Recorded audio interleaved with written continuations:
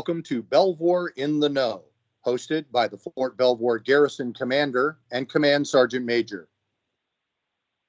Welcome to our new podcast, Belvoir In the Know. I'm Colonel Josh Seagraves, the Garrison Commander. And I'm your Garrison Command Sergeant Major, Greg Kleinholz. This podcast is an important part of our overall community engagement and communication program. It allows for informal conversation and provides a new way to get information out to our community, and most importantly, to keep you in the know. Today's podcast features a discussion on the housing inspection program currently underway in Woodlawn Village and will be coming to a village near you in the months ahead. Belvoir is the pilot for this inspection program, and more than 2,000 homes will be inspected this year. The goal is to use the inspection program as a model DoD-wide and identify lessons learned as a potential way forward for privatized housing inspections. To help us launch our podcast, we have Jason Kalavokis from RER Solutions. Welcome, Jason. I appreciate the opportunity to join your podcast. My name is Jason Kalavokis. I'm Executive Vice President of RER Solutions. We are the firm that has been contracted to perform all of these inspections on the privatized housing inventory at Fort Belvoir. We have been working with the Army for the last 4.5 years on their privatization program, supporting several different echelons in terms of financial and real estate advisory services. Great, thanks, Jason. So just a couple of questions about these inspections. What can residents expect?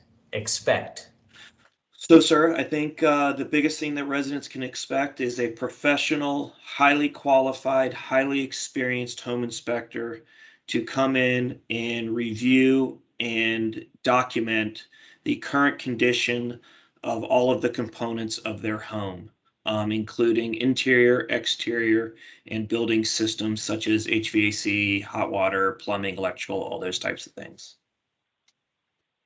Okay, and can you tell us a little bit more about what will be inspected, and is there a checklist?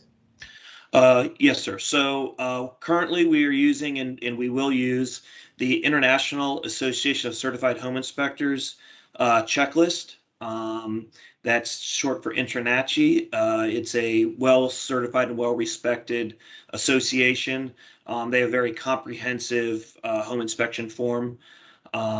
So we will utilize that as the basis for our inspection and then augment areas where our inspectors' experience will come into play. What will be inspected is all of the different components of a resident's home, from their HVAC, as I said earlier, electrical, plumbing, all of their different rooms, components, attics, roofs, exteriors, really a fully complete, comprehensive home inspection. Okay, and is it only a visual inspection? Yes, sir. So we are contracted to perform a visual, non-invasive inspection. Non-invasive, to more accurately define, is we aren't going to be ripping holes or tearing down walls or damaging the home in any way, shape, or form. We're doing a visual inspection. It will be comprehensive. We will be looking at, the HVAC and pulling panels off. We will be testing outlets. We'll be looking at the main electrical panel to the extent that we can do a review without damaging any of the pieces of the home. We will do so. Okay, and so if you find something during an inspection or identify a problem during an inspection, then what happens? So, sir, all of our inspectors were fully automated and integrated, so they will be walking and carrying iPads or some other technical related thing that they can complete the inspection form on site, including documenting all of the conditional findings that they have. If any of those rise to the level of a life, health, safety, or emergency item, those will be immediately identified, relayed to the project manager, who will then coordinate with the property management company so that they can dispatch a technician to immediately address those concerns in as fast a time as possible. Okay, good. Yeah, it's good news, obviously. Yeah. And then when you think about standards for inspections, what standards are the inspectors following? So we're following the Virginia State standards for home inspectors. That's the large thing, and then obviously we're probably even a little bit further than that based off the qualifications our inspectors. Many of them have professional backgrounds in engineering or architecture or whatnot. So there's a little bit more familiarity with how the home is constructed than some home inspectors will be. So they're very qualified staff. Yeah, that's good news. Additional experience is certainly helpful. Okay, and then so you're inspecting Woodlawn Village now. Can you describe how things are going as your inspectors are moving through Woodlawn?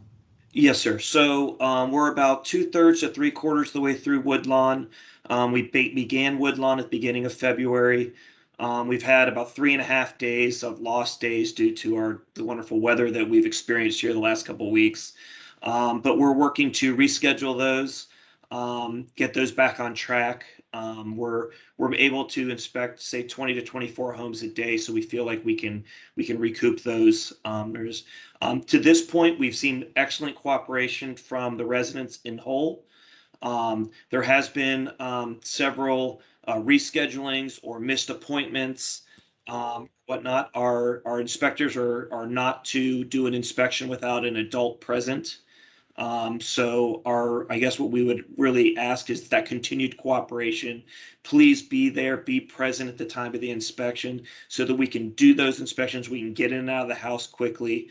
For the most part, it's going to be 45 minutes to an hour of your day. And we will be as efficient and effective as possible while also producing a comprehensive review.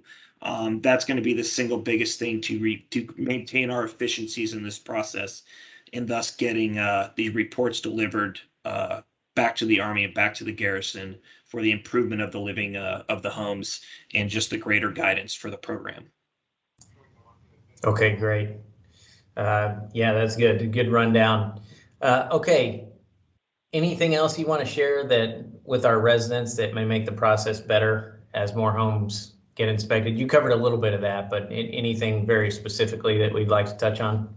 Really, that's the biggest thing as far as the residents go is just continued cooperation. It's been very great. So it's been great so far for our inspectors. Our efficiencies are very key to getting real quick response in benefit to the Army. So the more they communicate with the garrison housing staff on reschedulings ahead of time and not after the fact is a benefit to everyone. And that's what we would really look to ask and focus on. Okay, great. Thank you, Jason, for joining us. I think that about wraps up our first podcast. For questions or concerns on this topic, please reach out to your village mayor or our Belvoir Housing Ombudsman, Ms. Jennifer Hudson, who's been fielding a lot of questions and doing additional coordination for the inspections as we continue to move through the process. Sergeant Major, any final thoughts? Yeah, thanks, sir. Hey, Jason, great to have you and the team out here to Fort Belvoir. That hopefully set the standard for the rest of the DoD in reference to this project. And great feedback on the residents and in our cooperation. I know that's important to everyone on Fort Belvoir. And we'll continue to work together with our housing partners and the garrison to address any life, health, safety issues that may surface. So, sir, I think this is a great way to keep Fort Belvoir informed and in the know. And I know we are excited about our future guests on our future podcast. Thanks, Sergeant Major. So make sure you subscribe to our podcast because our next one focuses on inspection COVID mitigation and steps that RER is taking and what residents can do to maintain safety. Don't forget to download the Digital Garrison app and visit us on our website and Facebook page for all things Belvoir. Until then, wash your hands, wear a mask, watch your distance. Thanks for joining us. And from me to you, and now you know.